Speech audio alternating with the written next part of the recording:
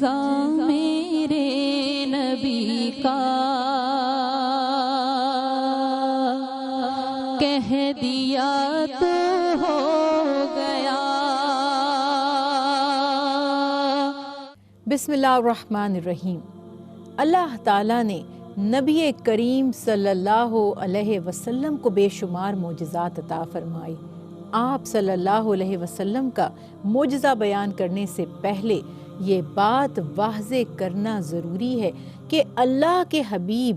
گو کہ انسانوں کی ہدایت کے لیے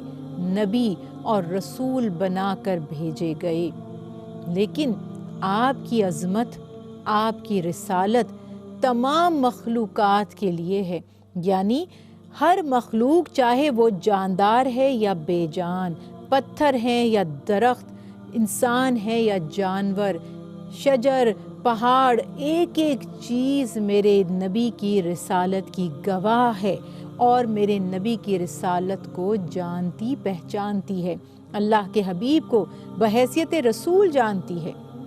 آج بات کریں گے حضرت انس بن مالک رضی اللہ تعالی عنہ کی روایت کی،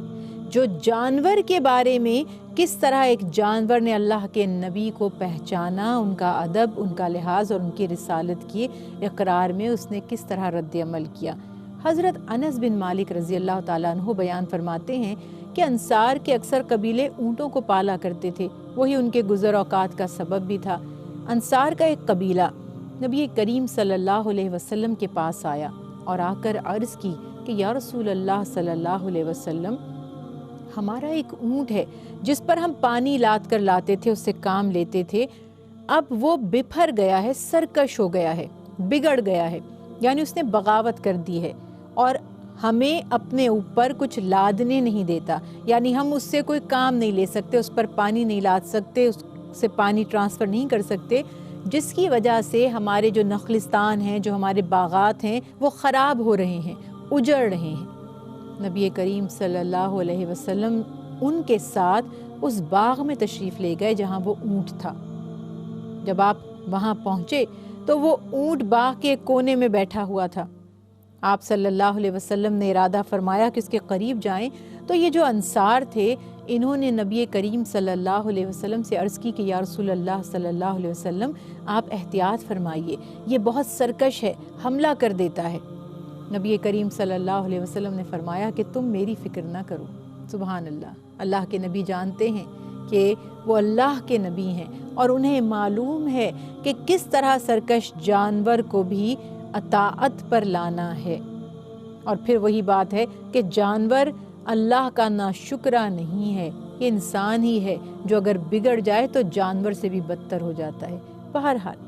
آپ صلی اللہ علیہ وسلم اس اونٹ کے قریب تشریف لے گئے۔ جب اونٹ نے نبی کریم صلی اللہ علیہ وسلم کو دیکھا تو آپ کے قریب آیا اور اس طرح نبی کریم صلی اللہ علیہ وسلم کے قدموں میں جھک گیا جیسا کہ سجدہ کر رہا ہو۔ اطاعت سے، فرما برداری سے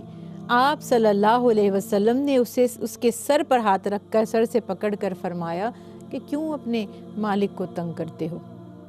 اپنے مالک کی فرما برداری کرو۔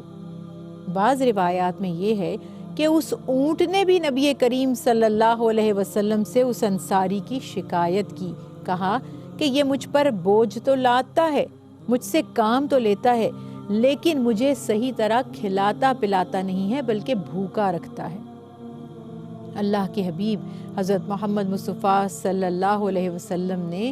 ان انصار کو بھی تاکید کی کہ یہ بے زبان جانور ہے، تم اس سے کام لیتے ہو، یہ تمہارے تابع ہے، ماتحت ہے، اس پر ظلم نہ کرو اور اس کے کھانے پینے کا خیال رکھو۔ اس دن کے بعد سے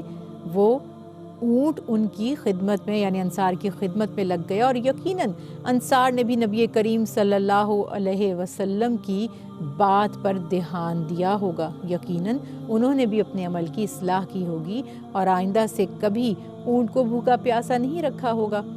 سوچنے کی بات ہے کہ ایک جانور بھی مقام مصطفیٰ سے واقف ہے، اور انسان جب غفلت پر اتر آتا ہے، جب ہٹ دھرمی اختیار کر لیتا ہے، تو جانور سے بھی زیادہ بدتر ہو جاتا ہے۔ اسی لیے قرآن پاک میں اللہ تعالیٰ ان لوگوں کو شر الدواب، سب سے بدترین جانور قرار دے رہا ہے اور جاندار قرار دے رہا ہے، جو اللہ تعالیٰ کے احکامات کو نہ سمجھتے ہیں